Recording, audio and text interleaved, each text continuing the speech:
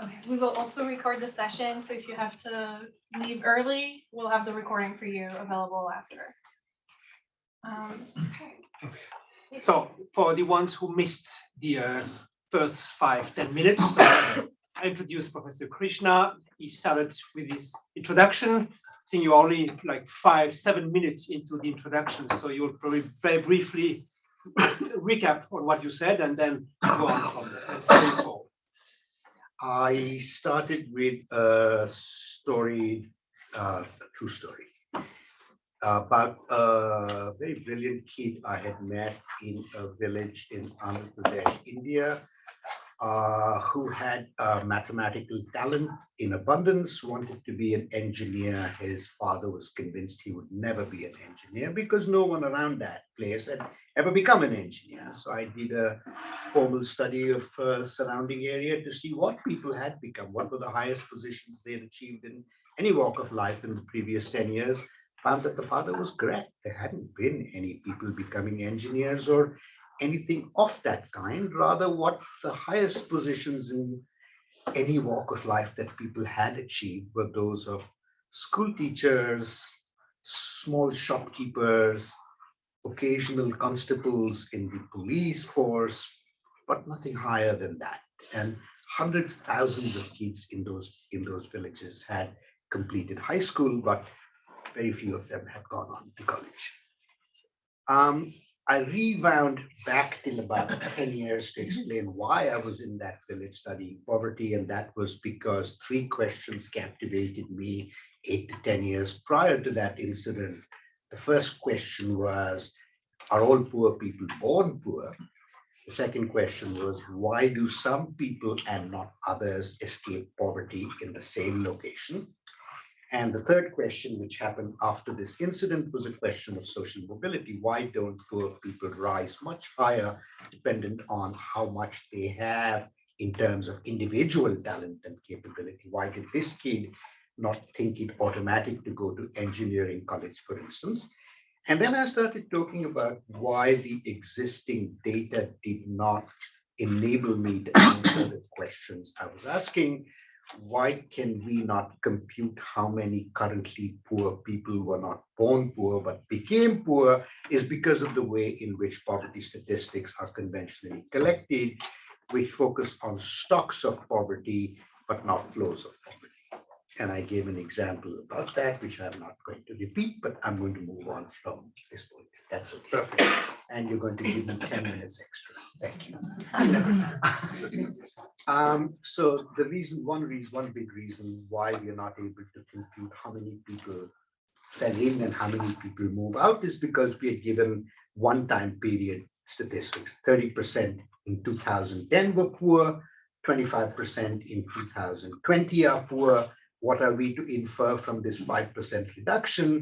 We don't know how many fell in, how many came out. Was it 5 and 0 or 25 and 20? There are some flow studies which look at the same households over periods of time, but these are mostly short time period studies, at least in developing countries, don't let us get a good handle on what households themselves were doing, and rarely go in to interview those households to ask what happened that made you fall into poverty or come out of poverty. So those why questions remain mostly unanswered. I realized that in order to answer these questions, I had to develop a new methodology, which I will not advise anybody to do, particularly if you're a graduate student. It takes years and years. It took me 3 years. I made many errors, made a fool of myself multiple times. I'm happy to describe how I made a fool of myself, but not right away. Nor am I going to go into great detail about this methodology. There's a separate session tomorrow morning at 6 o'clock for anyone who's a die-hard methodology person.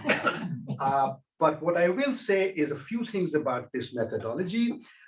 There's two ways I could have done it since I was interested in long periods of time, 15, 20, 25 years. I could have either taken my first measurement of household poverty today and then waited 15 or 20 years and I'd still be waiting for the answers. Or I could have tried to do it retrospectively, going back in time. But going back in time is dicey. People don't remember everything too well. People have some cherished images which may not necessarily correspond to reality. So a lot of safeguards and triangulation had to be built in. The first thing we did was we relied not on income and consumption, which are easy to forget, but on assets and capabilities, particularly marker assets, which signify that a person has moved on in life, and certain capabilities like the capability of being able to send your kid to school or so on. In each of the different locations we studied, we'd have a context-specific scale, similar within the country, but as you go from one country to another, or even from one part of a country to another big part of the country, the scale changes, which means comparisons across contexts aren't allowable. That's one of the limitations of this methodology. There are many other limitations, but there's also many strengths because it allows me to answer the why questions. I get into households and ask about their reasons. This methodology has since been used by a number of other agencies and individuals. Together with colleagues in these countries over the next several years, I looked at the experiences of more than 40,000 households in India, Kenya, Peru, Uganda, and where I live in North Carolina, USA. The happy news is that even in these, what were then low economic growth locations, large percentages of households had moved out of poverty over the periods I studied. As many as 24% in Uganda and 18% in Western Kenya. If that was the only story, it would be a very happy story. But as you can imagine, that's not the full story. The full story is that even as large numbers were moving out of poverty, very large numbers were moving into poverty. And that was the story in every one of the 400 communities we studied, urban and rural, distant and far and close by. In every single community, if one household had moved up and out of poverty, another household down the street had moved down and into poverty. This was happening all the time, all over in every community. Those who fell into poverty weren't just the people who were marginally above the poverty line earlier. Of course, there were large numbers of those who fell into poverty, but there were also several formerly well-to-do households that became poor and remained poor. Those who fell into poverty, it wasn't just a blip. It wasn't just a transitory thing that they'd fall into poverty and move out. Because we were using asset-based scales for measurement, these were longer-term movements. People who fell into poverty remained poor 10 years later when we took a second measurement. It wasn't just communities in some dim outback communities that were suffering these experiences. In downtown Nairobi, in downtown Mombasa, in downtown Bangalore, the same thing was happening.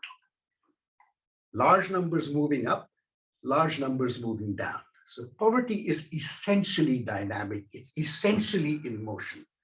Any snapshot picture you capture of it becomes invalid the moment the picture is taken because it changes. We found that about 1/3 of all poor people were not born poor. They had become poor within their lifetimes for reasons that could have been controlled. And I'll come to those reasons in a minute. Those who had remained persistently poor, it was not for want of trying. They tried very hard to move up and out of poverty, but something happened which pushed them back. So it becomes very important to understand why people are becoming poor, what's preventing them from moving out of poverty. And what we found when we looked at it is that falling into poverty is not like falling off a rock. It doesn't happen in the blink of an eye. It's usually stretched out over a period of time, 1 incident, 2 incidents, 3 incidents, because everybody, as a poor person explained to me, is able to suffer 1 or 2 shocks. It's when the shocks come down fast and furious that you're unable to cope with them.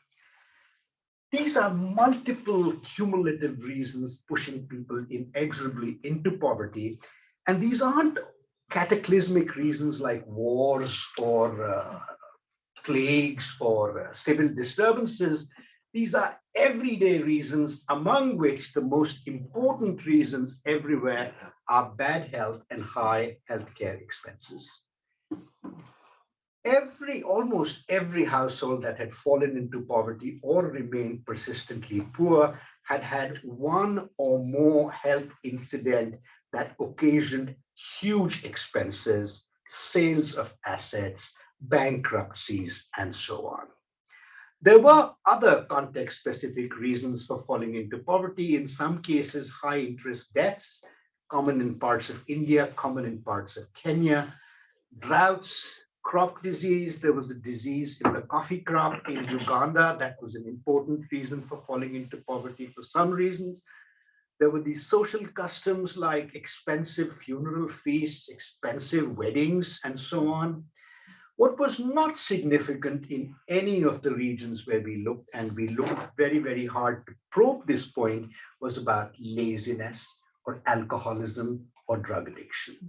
Of course, there were people who were drinking and people who used to consume drugs, but they were not disproportionately spread among people who had become poor or remained poor. And I can go into more detail here and tell you about some experiences of having stayed behind in some Ugandan villages to participate in these horrible things, but finding out who else was there. Anyway, the most vulnerable in all of these contexts were households headed by single females.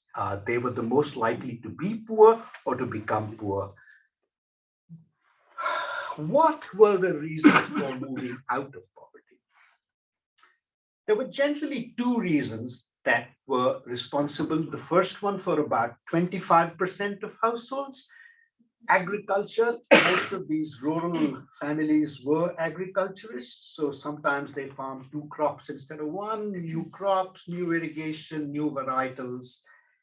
That was the reason for moving out of poverty for about 25%, but for the remaining 75%, it was the urban informal sector. Some kid like the kid I talked about in the beginning, Chandru or someone else like that, leaves the village, goes to a nearby or faraway city, finds some employment there as a street vendor, a security guard, a maid, a cook, a chauffeur, or something like that. Is paid from day to day or month to month, but has an informal sort of job. But that money coming on top of what the family has made traditionally puts them above the poverty line. Now, as you can imagine, both of these avenues of moving out of poverty don't take you very far. The average amount of agricultural land owned by poor families is tiny. The only way you can get rich on this tiny amount of land is growing flowers for the Amsterdam market under hothouse conditions, but none of these people is about to do that. So yes, it does get you across the poverty line, but just about across. And the second, the informal sector is not very promising either, because there's a low ceiling to what you can make and you always live in conditions of uncertainty. So what about Chandru's problem? The kid I started with. Where does that take us? First of all, let me summarize what we've learned so far and then move on to the second part of the research. This is about the myths that I sent out at the beginning. I think poverty in motion, poverty is a dynamic quantity essentially, and I summarize it in a form of a simple equation. Frequent downward tugs, the tugs because of illnesses and because of those other reasons for descent that we looked at, plus limited prospects for upward mobility. These two things combine to keep people trapped in poverty. What would I do if I was to play God? I would say control poverty creation primarily initially by having universal, high quality, affordable, maybe not free, but affordable healthcare.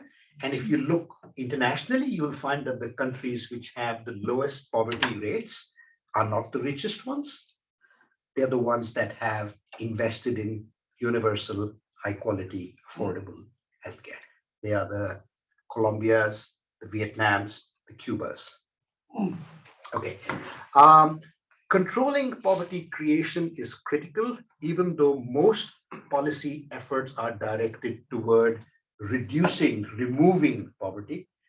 But that's like shutting the stable door after the horse has bolted. You have to start with controlling creation. Third, it's not personal defects that make people poor or which keep them trapped in poverty. It's policy and environments and lack of vision. And finally, what's our objective here? If the objective is simply to raise people above a line in the sand that we as statisticians have drawn, which is the poverty line, then I wonder what we will do with kids like Chandru who deserve to go much, much, much higher. Our policies, our visions should be set by doing things commensurate with individual capacities, not by some artificial little statistical line that we have created. So what do we do about this last part? So this Chandru question about social mobility completely captivated me and continues to captivate me. And nearly all of my research now is based on this question. I did a lot of things. I crunched data sets comparing parents with children. That's the standard way in which people study intergenerational social mobility. I look further at desirable destinations, who gets to the equivalent in India and Kenya and Uganda of Stanford University and who does not. I investigated organizations, nonprofits, which in different countries are actively working to solve the Chandru problem in different ways and seeing what their programs of action are, and came out more confused than I went in. Because I found that there were these multiple influences that go into the making of social mobility. Early childhood education, pre-K education, healthcare, role models, etc., etc., etc. But at no point was it made clear to me how these different influences combine to come together into a program of action. Until one day there was this other epiphany. I was in a classroom. I walked in a few minutes early and started chatting with the students who'd come early as well. And the talk turned to Usain Bolt, the Jamaican runner who'd just run one of his sensational races. And we started musing aloud about how Jamaica, a country of just 3 million people, could have produced this succession of world-beating runners. You know, in the last Olympics too, they got 1, 2, 3 in the women's 100 meters. And some students said genetics, and some students said geography, and it wasn't a very satisfying answer. And I kept thinking about it. You know, how did Usain Bolt, who was born the son of a village shopkeeper in a very remote part of Jamaica,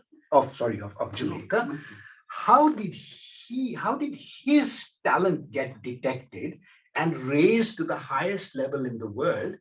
Whereas my little Chandru in a village in Andhra Pradesh had no opportunity. So what was it about Jamaica that made it possible for so many individuals to benefit from a particular kind of talent? So I went to Jamaica for a month. That's the kind of luxury project that once you are tenured and senior, you can afford to do. Almost the first thing I found when I reached Jamaica was that not all Jamaicans are built like Usain Bolt or like Merlene Ottey or like Shelley Ann Fraser-Price. There are tall ones and short ones and fat ones and thin ones and fast ones and slow ones.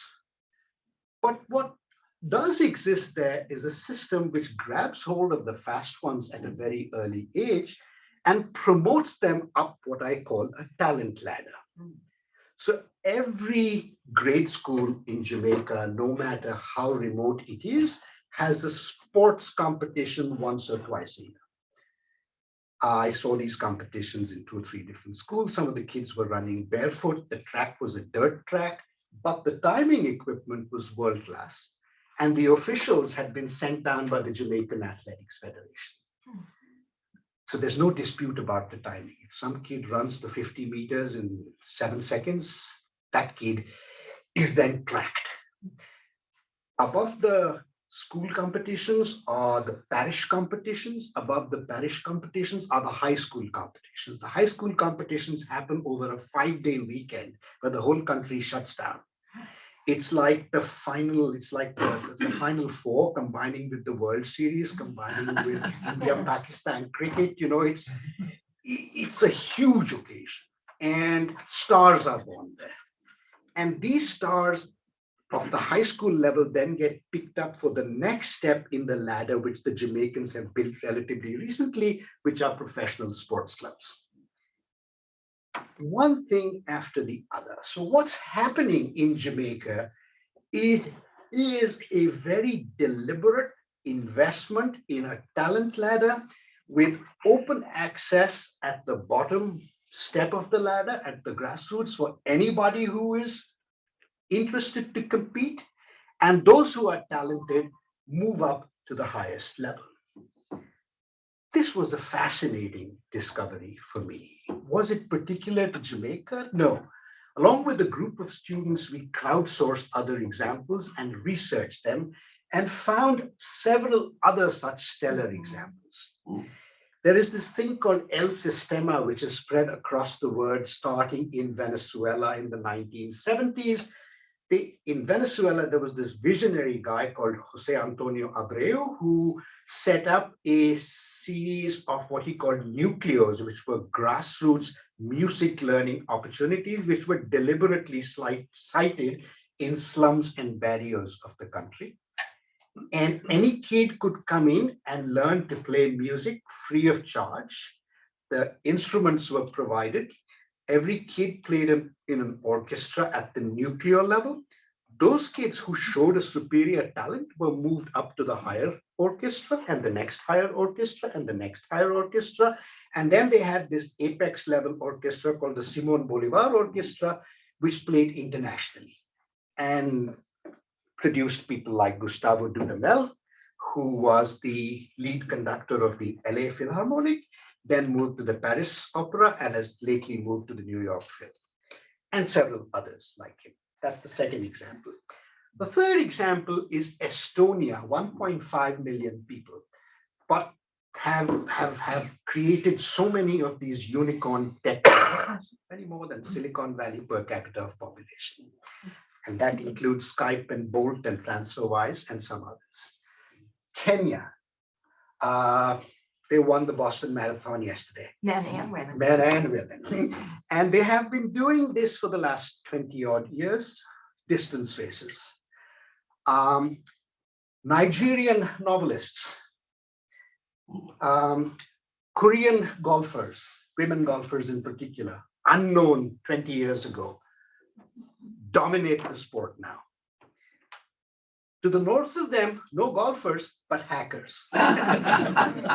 Among the best in the world, the most notorious.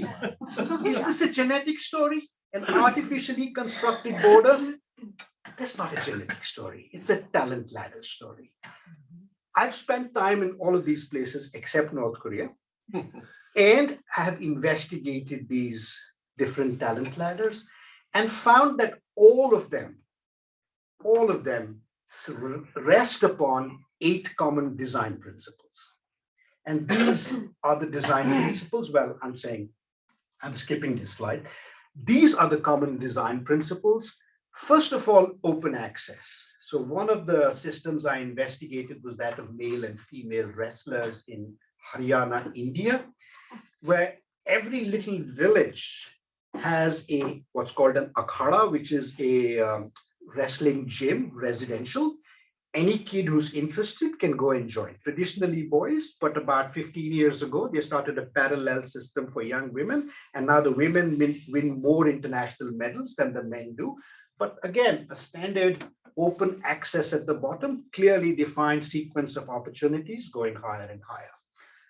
Unbroken flow, that is a complete ladder from bottom to top. Very often you find countries that create huge, terrific world-class facilities at the national level, but no clear pathway for a Chandru to rise from where he is up to that national level facility. So you need an unbroken ladder. 1 and 2 together produce role models. So Seri Park was the Korean golfer who set the golf world ablaze. But she wasn't a chance product. She rose up because the Korean LPGA had invested in creating a talent ladder from the grassroots to the highest level. They have 3 levels of tours, and before that, they have an amateur tour. So those are 4 very cleverly constructed steps in the ladder. We spoke about Systema. The 4th principle is a very important one. And that's what I call soft landings. So in Jamaica, everyone starts on the ladder, but we know that 1 in 500 or 1 in 1,000 is going to become world champion and make the big bucks. So what about the rest of them? And this is what one of the people who designed that last step in the Jamaican ladder told me. He says, I don't want to be taking a 20-year-old with great talent, working with him or her for 10 years, and then ending up with broken dreams and nothing to show for it. So what they did was they created their professional clubs in collaboration with the country's universities. The idea being that any athlete in training has to take a university course at the same time, so that if you don't make it as champion athlete, you make it as a sports journalist, a sports scientist, a physical therapist, or things like that. And some of the smartest sports journalists I spoke with in Jamaica had all been former elite runners, but just didn't make the last cut. Similarly, in each of these other systems, they have taken great care to see that the kids who don't make it also live good lives. So this is not just an elite producing system where everybody else is cut. This is a broad social mobility ladder for hundreds of others in addition to the champions. And I kept thinking, what would have been the situation if India or the government of Andhra Pradesh or some benefactors had created a math talent ladder? There are 4 other principles, transparent and objective standards. One of my examples in this set of cases is the Chinese Communist Party. Ever wondered how it refreshes itself? Well, they recruit the best and the brightest in the land through an open competition. Earlier, it used to be kids from 1 or 2 elite universities, but now they've expanded university education, so kids across the country are able to come in. But what's more interesting is not how they recruit them, but how they promote them. So at the beginning of the year, every supervisor sits with every reportee and decides about the annual program of action. Those who fulfill the annual program of action and produce viable innovations for nationally important projects keep getting moved up. So by the time you become Secretary General, you've been tried and tested a dozen times or more. And the Chinese boast, we live in a meritocracy. It may not be a democracy, but you know what? We don't get odd kinds of leaders. We get tried and tested ones. Anyway, that's a separate topic. I don't need that this time. I'll finish earlier. It's not, apart from China, it's not a centralized endeavor. It's a society-wide effort with lots of volunteers. So in Kenya, for example, the local competitions are held by associations of school teachers who volunteer to run these competitions. The Kenyan Athletics Federation has a grassroots network, which is all volunteer. The government of the country comes in to build sports stadia and other facilities. The private sector comes in to sponsor these races. So it's a society-wide effort, and that's what gives it resilience and strength. And it's not just dependent on any one actor, and they're good. Interestingly, none of these systems, you'd think it was dog eat dog because everyone's trying to be champion, but it's not. In Kenya, for example, runners train in running groups. Not everyone in a running group is going to be champion and win prize money, but those who do put in the money to pay for other less successful runners' expenses. And that's how the system continues. In Systema, when you're playing with an orchestra, You learn together, you support each other because your collective effort sounds only as good as the sound produced by the weakest member, and they know that. So they're always collaborating. Finland school teachers is another one of my examples. That's a fantastic system. I can talk about it for hours. I wish we had something like that here. But again, there's a lot of collaboration built into it. And then finally, none of these systems is a work frozen in place. They're all adapting, they're all changing. Estonia began in the time of the post-Soviet collapse, with the government taking the lead role and stating, we are going to be the society of the future. We are going to put internet connections everywhere free of charge. So suddenly a guy whom I interviewed says, our barn was set up as an internet kiosk in this rural area. And when people started coming, we realized we got connected to the world. But then the government stepped back, the private sector took over, and today the private sector has stepped back and civil society organizations have taken over. So there's a constant adaptation happening. What's my point in exploring all these systems and meeting all these fascinating people? Well, the system is replicable. The same 8 design principles can be used to create new systems. There are thoughtful actors in Kenya who have started creating a chess talent ladder, building on the same principles. There was one school teacher who started it about 10 years ago, and step by step, they've built it up until last year, the Kenyans captured the African school children's competition coming from nowhere. There are people in Jamaica who are investing in a math talent ladder. There are people in India I'm working with who are now investing in new kinds of talent ladders. I think this is the development program of the future. I think it simultaneously remedies the poverty of opportunity, which is the worst kind of poverty there is, because regardless of how good you are, you stay poor. And at the same time, builds national excellence.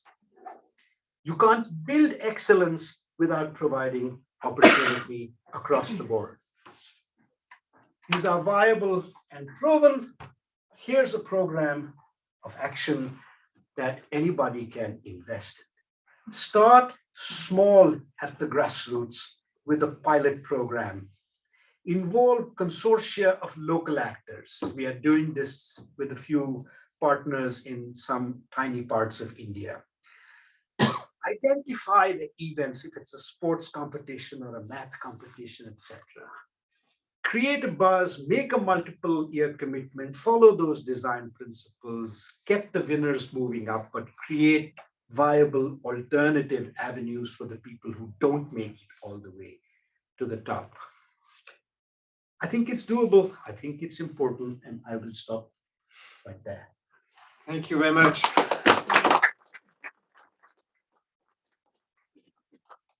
So we'll take questions from here, but also online. And your plan is such that you will stay around in the King Center here for about an hour for the lunch. So people in the other room, if you can stick around, then Professor Krishna will meet you in person and can address your question there. Let me ask just the first question. Here you have a very convincing plan to lift people out of poverty, but you warn us in the first part that there's always a risk of people falling into poverty. And of course, crisis is a key factor there. Last week we had here Esther Duflo, who talked about the link between climate change and poverty. So is there a risk that this acceleration of crisis will even though your plan might work, will still bring other people back to poverty? Yeah, so Eric, at the moment, I'm working very hard on these talent ladders things, so my thoughts are captivated by this part. But if you go back a few slides, there was this rough mathematical equation that poverty is equal to frequent downward tugs plus limited upward mobility. I am myself forgetting the first part of that equation. So you certainly need policies to control for that, which to a large extent means healthcare, but not entirely, also other things. I mean, even climate change, when it starts affecting people, will have a very large healthcare component. And in addition, you need viable avenues, viable ladders for upward mobility. So you need to invest in large numbers of ladders, not just one or two or three, because individuals have different kinds of talents. Every individual has a particular kind of talent. So he or she should have these opportunities to rise. I mean, why do 9 million Swedes make it big in any walk of life you look at, whether it's sports or literature or music or science or entrepreneurship? It's not because they're genetically superior, it's because they have provided opportunities and ladders, talent ladders of multiple kinds to them. I had a question related to that. I mean, it's expensive to build so many for a country, some of the countries you studied, to build many talent ladders. I was wondering if you found positive spillover effects such that once someone sees from an existing ladder, like a runner's ladder in Kenya, that there is possibility that they haven't seen in their village before. Is there spillover so that people like the young man you met get the idea, hey, I'm not a runner, but I can do X, even in the absence of a specific ladder? So it requires a society-wide effort involving multiple actors to have a viable talent ladder. I mean, each of these is the work of several years of multiple actors. What's interesting is, I'll give another example.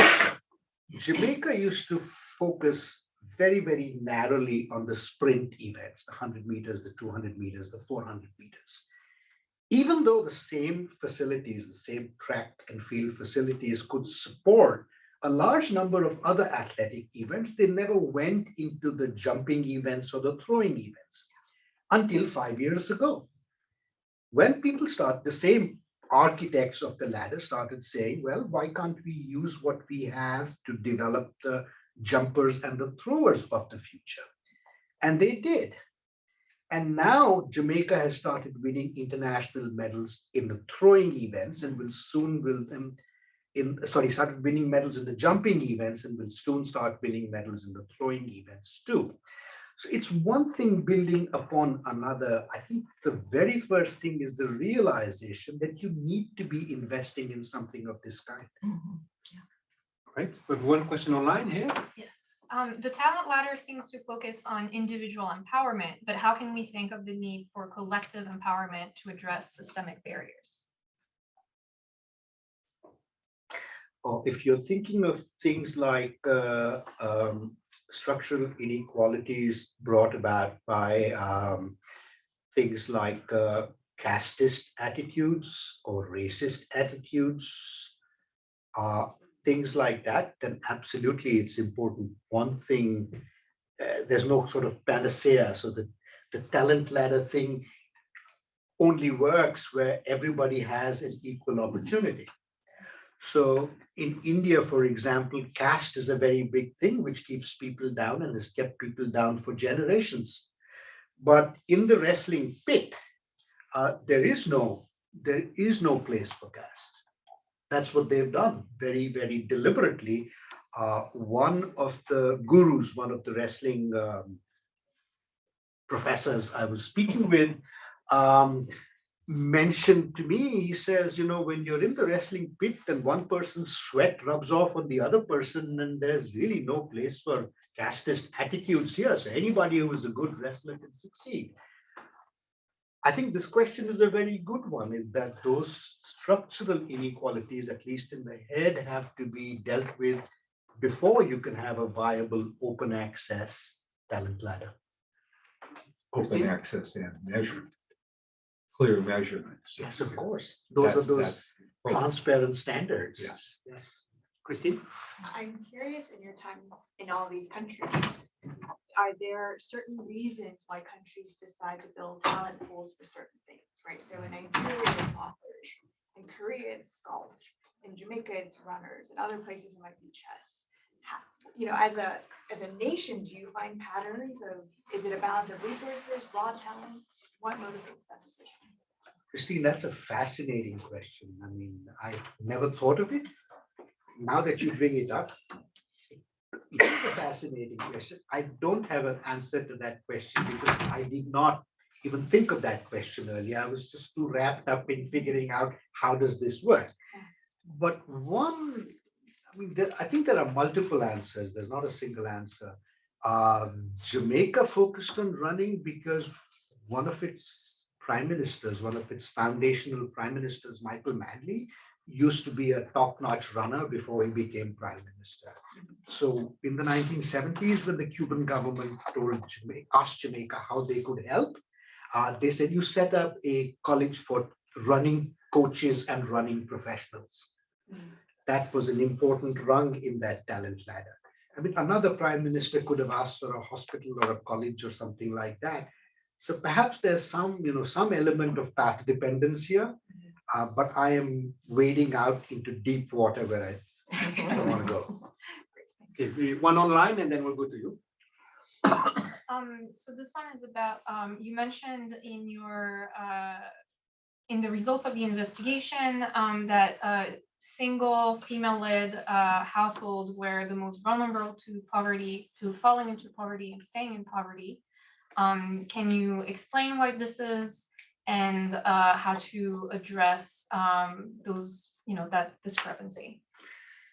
Yeah, I mean, that's one of those structural inequalities which is almost independent of context. I found this everywhere, in North Carolina as much as in rural Kenya or rural Andhra Pradesh. And I'm not a specialist in this gender studies kind of work. I respect that work a lot, but it's not my own specialization. I would say it's partly because let me step away from give another illustration. So a lot of poverty is overcome in these rural contexts when people move to the urban informal sector, as I was mentioning earlier. That happens typically when there are young men moving to a city and the rest of the family stays behind. So now you find that the woman who stayed behind and the man has gone, she's doing the traditional work that the woman of the household does, but now she's also doing the work that the man of the household used to do. That's a double burden falling upon her. Now you imagine the situation where this man is making money and sending remittances, so that helps this woman overcome some of the double burden she is facing.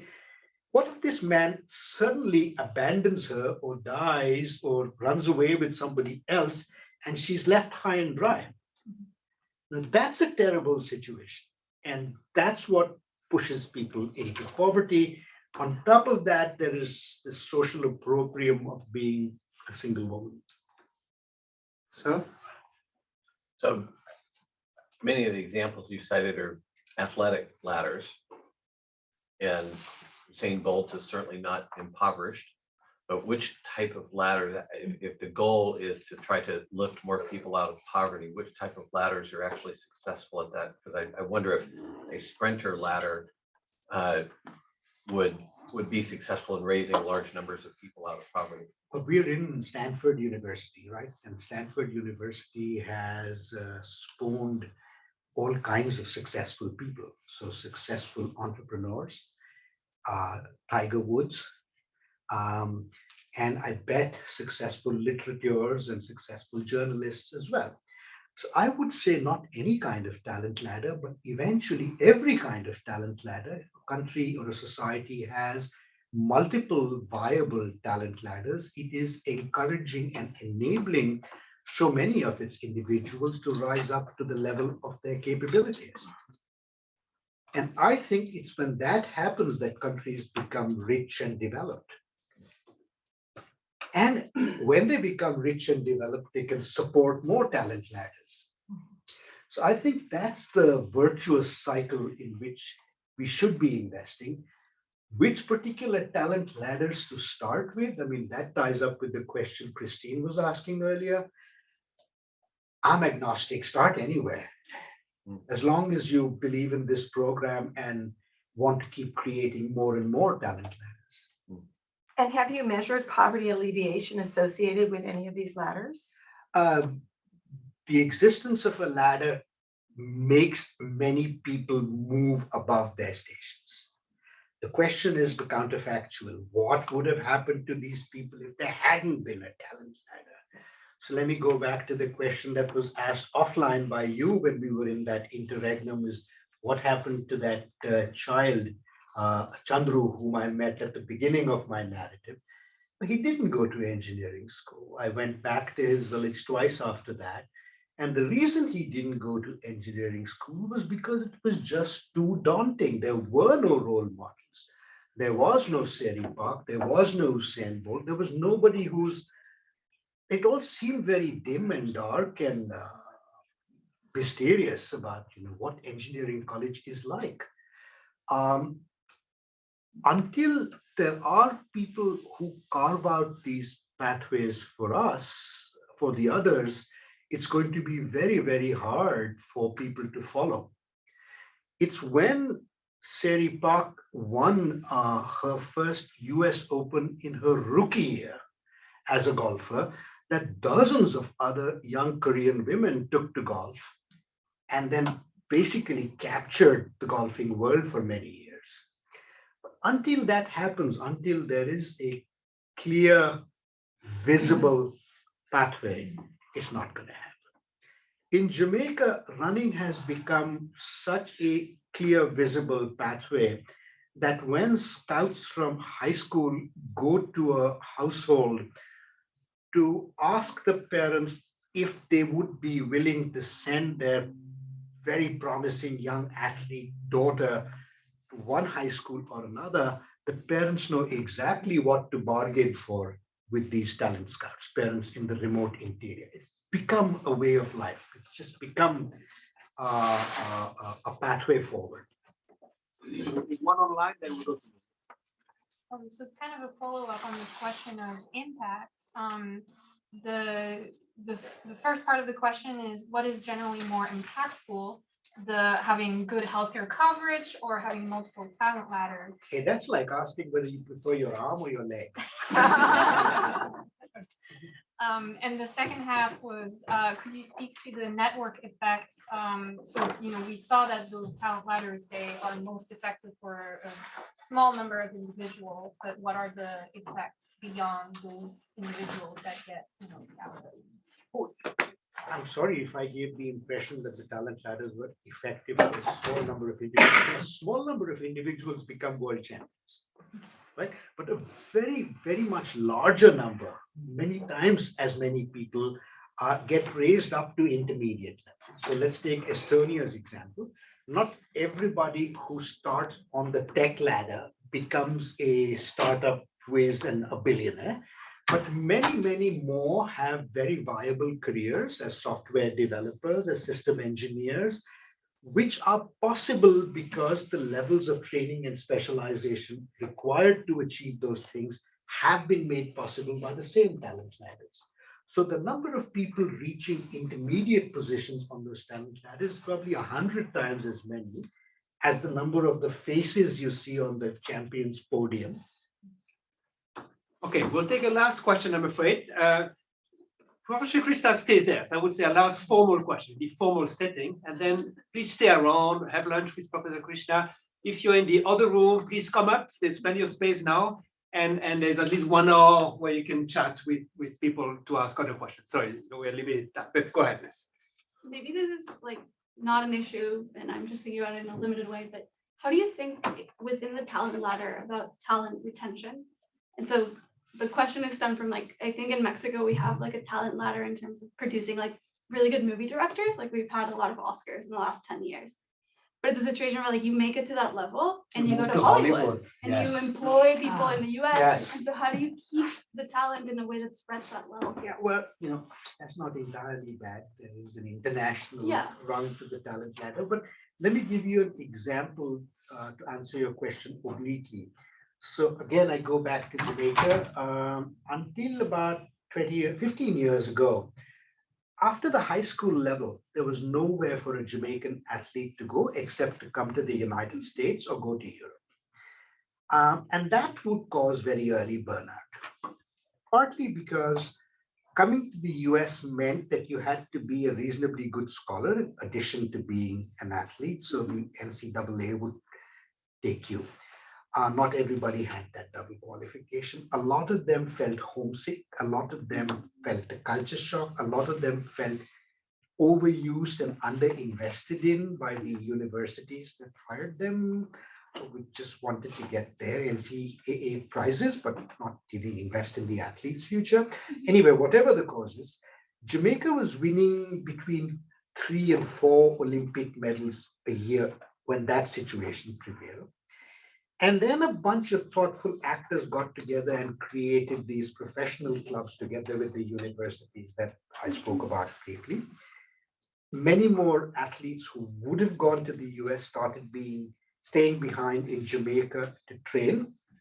And in this sort of reverse colonization trend, now you have athletes from all over the world who come to Jamaica to train. Not because the Jamaicans have the most modern stadia, but because they have the most accomplished coaches and trainers and that whole network. So it's not just the athletes or the unsuccessful athletes who advance with the help of the talent ladder.